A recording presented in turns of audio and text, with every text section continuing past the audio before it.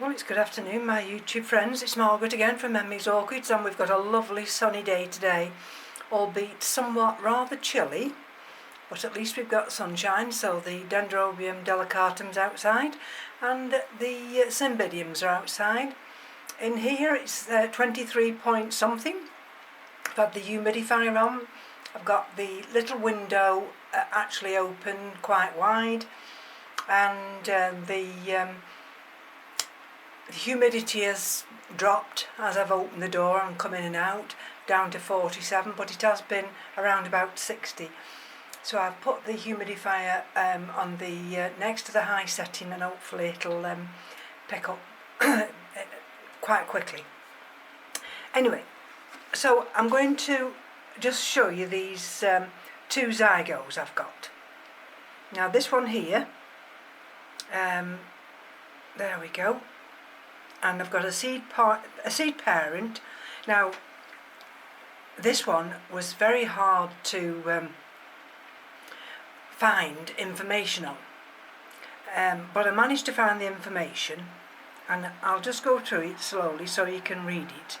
And you'll see with this one that blooms in the summer. That's the seed parent, that one. Then if we go to the pollen parent,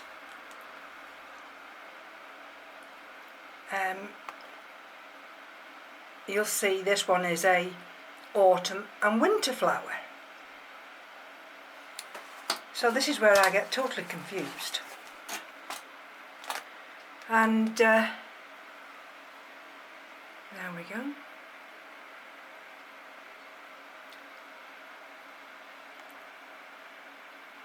So I'll just put the tripod down now, and then I'll be able to show you the plant. Oh, best showing it first because it's rather a big one.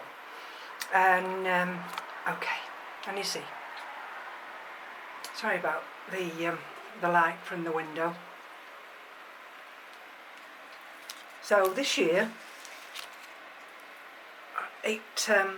when did I get this? April this year. So it grew this nice growth here, and if I take it round now, it finished growing this one here, this nice big one here, and it sent out this one. And then can you see in there now? There. Am I right in assuming that this is going to bloom? Because I think from those notes, this is the area that it's going to bloom from. Because surely, this is the new growth. And that's the flower that will form as that grows, that will extend out. And this is the one that I'm always frightened to mess with, because I don't know anything about it, and I know what everybody else says about zygos, and I did have one many years ago, and of course I killed it, like a lot of people do. But you can see how tall it is. So let's take it out of the pot. I'm probably best just holding the tripod. And where's the pot it stands in? Just got a little residue of water that from the runoff. And hold on. I think what I'm best doing to be safe is, hold on, I just wanted to show you inside the pot. And I've left this, I've not touched any of the media, I've not touched the pot. Like you can see, it's been hydrated, You can see with these roots here. And, this won't get watered now, and you see all those roots. I mean, we are having rather cold nights, and down to 0. And it gets down here in the grow room down to 17.5. So I don't overwater it, so this media all here will be bone dry before I water it again. So that's that one. Now the one I'm going to talk about now is one that came from Kathy, and this is Zgyopetalum macayi, or macayi, something like that. I've seen it spelled both ways. And now this is a species, and I'll let you go through here because it's easier for you to read it. And what it's saying now is, this is from the American Orchid Society: wet and cold is usually fatal, and the unsightly leaf spotting we sometimes see on the leaves of both hybrids and species can usually be traced to moisture on the leaves. And goes to say that Zgyopetalum is particularly susceptible to this spotting, and it's from the regions of Brazil and is temperature tolerant. So if we turn over, Zgyopetalums don't have a rest period, so feeding and watering and growing continues throughout the year.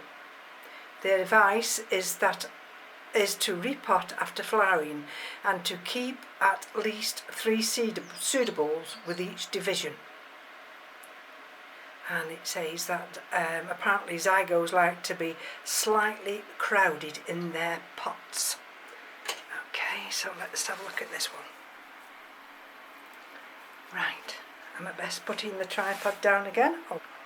Now you'll see with this one, it does like to hang, and you see, and I have it on a bracket here on the shelf, and it gets continual breeze from when I come into the grow room in the morning till we retire at night, which is usually about 11.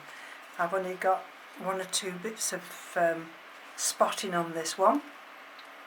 So let's have a look what's happened with this one. We've just got a leaf time back there, which I don't worry about. And I don't know if you'll see down there.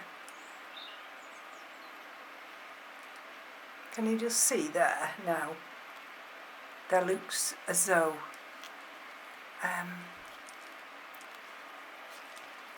there's an embryo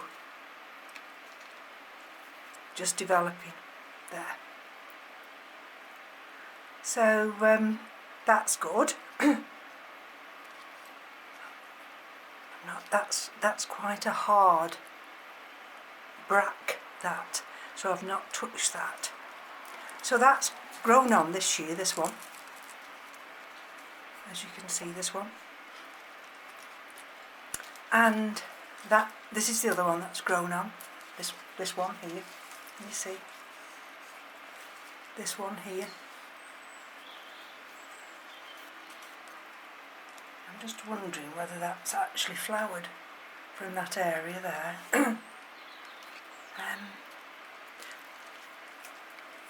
Just looking at this one here. Right, so now this one, this new growth here, which is growing on very nice. I think I asked before, what was that developing there? Let me just see if I can just manoeuvre it in that area there. Can you just see in that area there?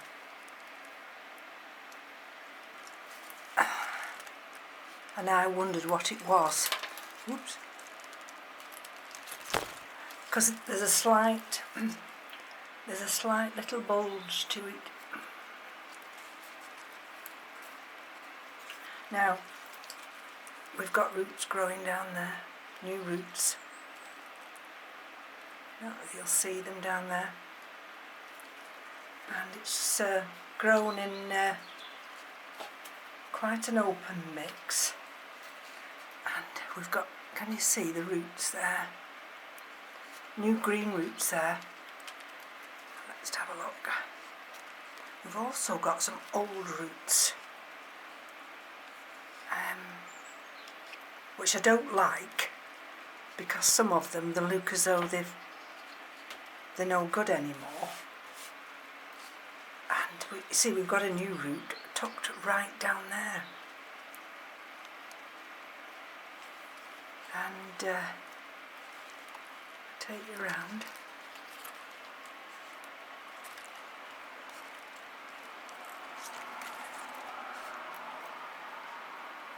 And there's an old root there, you see. You see that old root there. So what I'm waiting for really is for developments of new roots. And you see in there are old roots. And now, like I've said, this hates to be wet during the winter. It doesn't stop growing because it's produced that new root there, but it hates to stay wet. So I could do with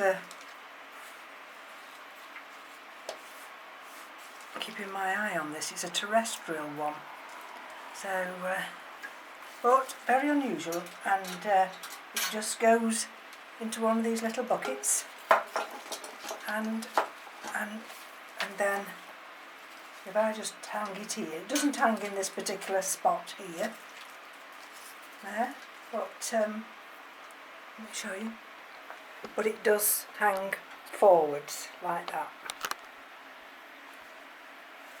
There we go, you see? It just hangs slightly higher on this one of these higher shelves.